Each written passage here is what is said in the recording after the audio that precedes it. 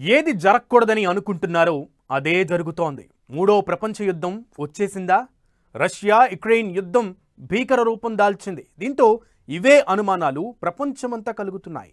దమ్ముంటే కాస్కో అన్నట్లు Russia ఖండాంతర ballistic క్షిపణిని మొదటిసారి ప్రయోగించింది. దానికి ధీటుగా యుక్రెయిన్ కూడా తొడగొట్టి తగ్గేదే లేదని స్టార్మ్ షాడో క్షిపణులతో విరుచుకుపడుతోంది. దీంతో ఇది మరో ప్రపంచ యుద్ధానికి దారి తీయడం ఖాయమన్న అనుమానాలు గట్టిగా బలపడుతున్నాయి.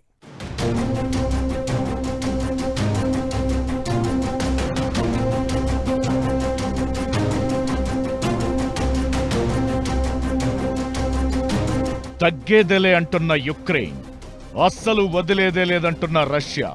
ఓ పక్క యుక్రెయిన్పై గ్లైడ్ బాంబుల్ని వదులుతున్న రష్యా, మరో పక్క రష్యాపై విరుచుకుపడుతున్న యుక్రెయిన్ స్టార్మ్ షాడో క్షిపణులు.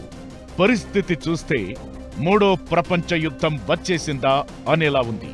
గత వారం 800 KAB శ్రేణికి చెందిన 1500 kgల బరువున్న గ్లైడ్ బాంబులతో రష్యా యుక్రెయిన్పై దాడికి దిగింది. వందల కొద్దీ గ్లైడ్ బాంబులను ప్రయోగిస్తోంది. అంతకుముందు రష్యా ఓరెష్నిక్ హైపర్సోనిక్ మిస్సైల్తో పాటు ఖండాంతర క్షిపణితో కూడా యుక్రెయిన్ నగరాలపై అటాక్స్ కొనసాగించింది. దీంతో రష్యా యుక్రెయిన్ మధ్య యుద్ధం మరింత భీకర రూపం దాల్చింది.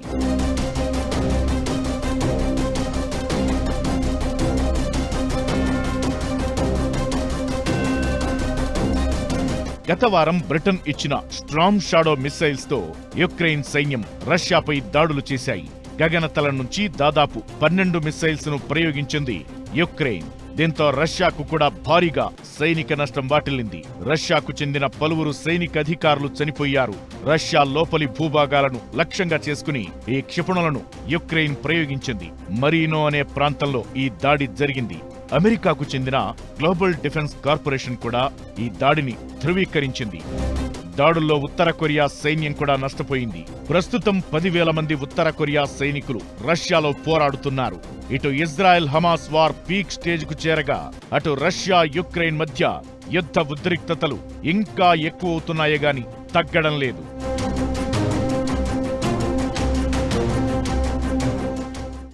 రష్యా యుక్రెయిన్ మధ్య వార్ 1000 రోజులకు పైగా కొనసాగుతూనే ఉంది. యుద్ధ తీవ్రత రోజురోజుకి పెరుగుతోందే కానీ టెన్షన్స్ ఏమాత్రం తగ్గడం లేదు. దీనికి తోడు అగ్నికి ఆజ్యం పోసినట్లు అణుయుద్ధం సంకేతాలు పుతిన్ పంపడం, తర్వాత అణ్వాయుధ సామర్థ్యాన్ని గుర్తు చేస్తూ సూపర్సోనిక్ బ్యాలిస్టిక్ క్షిపణిని ప్రయోగించడం, ఇదంతా చూస్తుంటే యుద్ధం మరో అంకానికి చేరినట్లే కనబడుతోంది. యుక్రెయిన్ కూడా అమెరికా, UK మద్దతుతో స్టార్మ్ షాడో క్షిపణుల యుద్ధానికి తెరలేపింది. దీంతో ఇది మెల్లగా మూడో ప్రపంచ యుద్ధం దిశగా అడుగులు పడుతున్నాయన్న వాదనలకు మరింత బలం చేకూర్చుతోంది.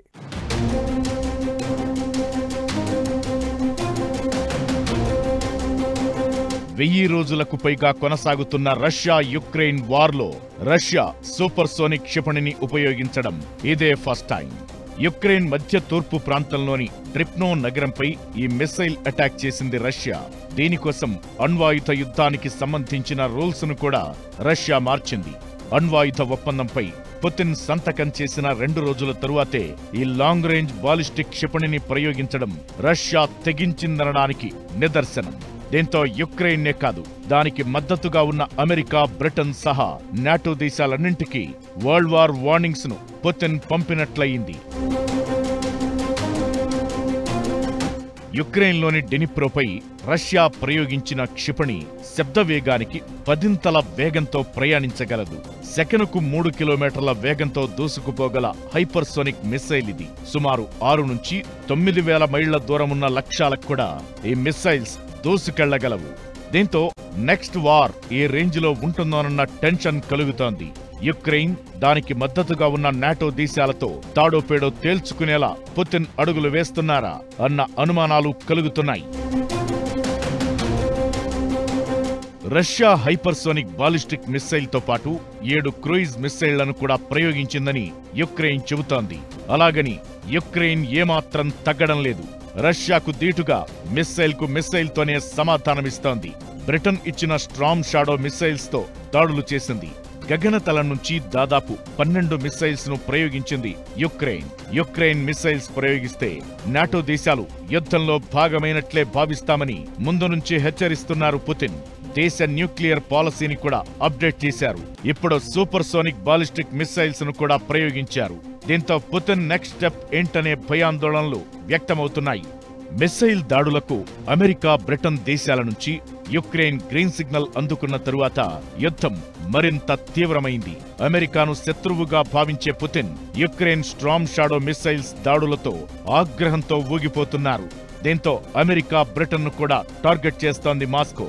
అందుకే ముందు జాగ్రత్తగా కీవ్లోని రాయబార కార్యాలయాన్ని అమెరికా క్లోజ్ చేసింది. అదే బాటలో స్పెయిన్, ఇటలీ, గ్రీస్ దేశాలు తాత్కాలికంగా తమ ఎంబసీలను మూసేశాయి. యుక్రెయిన్ దగ్గర న్యూక్లియర్ వెపన్స్ లేవు. దీంతో యుఎస్, బ్రిటన్లను సాయం కోరుతోంది. అటు రష్యాకు ఉత్తర కొరియా సైనికులు సాయం అందిస్తున్నారు. మరోవైపు పశ్చిమాసియాలోనూ ఇలాంటి పరిస్థితులే ఉన్నాయి. ఇజ్రాయెల్ పాలస్తీనా యుద్ధంలోకి ఇరాన్ కూడా దిగింది.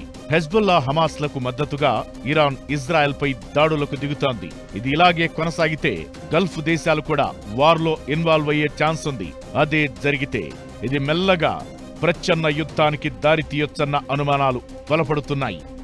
ఇప్పటికే ఇజ్రాయెల్కు అమెరికా మద్దతుంది.